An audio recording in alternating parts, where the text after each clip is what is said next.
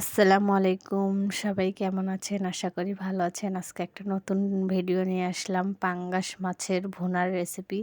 এখানে আমি দেখেন পাঙ্গাস মাছ আগে থেকেই হলুদ মরিচ দিয়ে পরিষ্কার করে ধুয়ে হলুদ লবণ দিয়ে আমি মেখে নিয়েছি।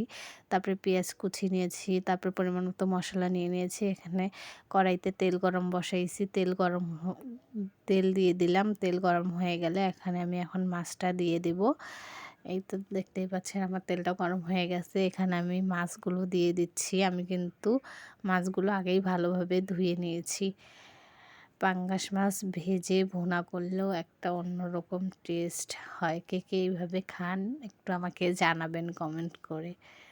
এই তো মাছগুলা ভাজা হয়ে গেছে, এক পিস আরেক পিস আমি উল্টে দিলাম। ভালো করে একটু ভেজে নেব মাছগুলা। পাঙ্গাস মাছ আমার ছেলে খুব পছন্দ করে এইভাবে রান্না করে দিলে, আর গন্ধও করে না অত একটা ভেজে ভুনা করলে। এই তো মাছটা ভাজা হয়ে গেল। এখন আমি মরিচ আর পেঁয়াজ দিয়ে দেব। খুব সুন্দর করে মাছটাকে আমি কিন্তু আজকে ভুনা করতেছি। আমার ছেলে কিন্তু পাঙ্গাস মাছটা বেশি খায়। এইভাবে ভুনা করলে আমরা সবাই খাই। এই তো মাছটার ভাজার পর ফাইনাল লুক। এখানে আমার পেঁয়াজগুলো একদম বাদামি কালার হয়ে গেছে। এখানে আমি এই তো দিয়ে দিলাম মশলাগুলো।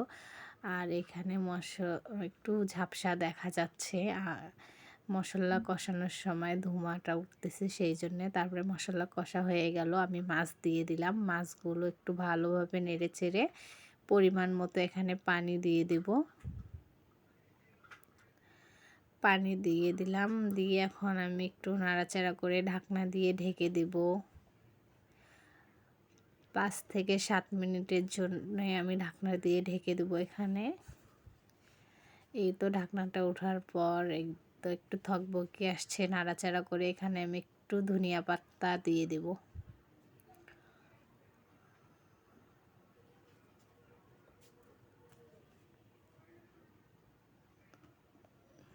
দিয়ে এখন একটু আবার ঢাকনা দিয়ে ঢেকে দেব। এই তো ঢাকনাটা আবার 5 মিনিট পর খুলবো। এই তো আমার তরকারির ফাইনাল লুক, পাঙ্গাস মাছের ভুনার রেসিপি। কে কে এইভাবে খান আমাকে কমেন্ট করে জানাবেন। দেখতেও খুব লোভনীয় হয়েছে। আসসালামু আলাইকুম, সবাই ভালো থাকবেন।